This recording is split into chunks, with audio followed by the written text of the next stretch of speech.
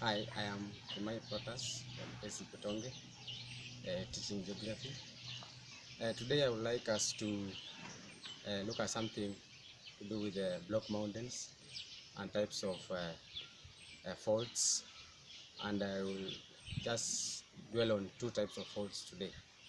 And because of that, I have a model that will help us to understand those two types of faults.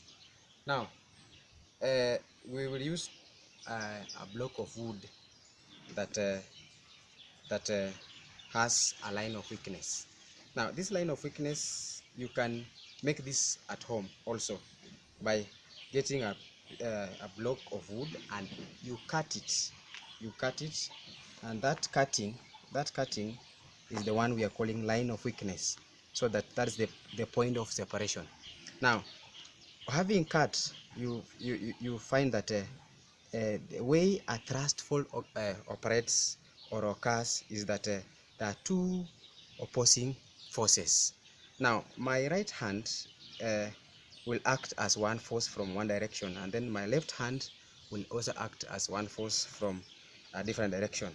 And you find that now, when these two forces act, you find that one block of land or one block of wood is pushed downwards, while another one goes up, comes up in that manner.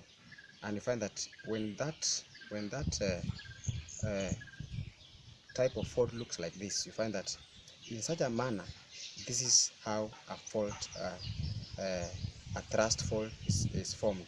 This type of fault is called a thrust fault, whereby there's this plane of separation. There's this surface that is exposed. This is the surface that's called plane of separation, and mostly sometimes when it's exposed like that, you find that it causes what you call escarpment. That is thrust fault. Now, there's also something to do with another type of force that is called shear and tear force.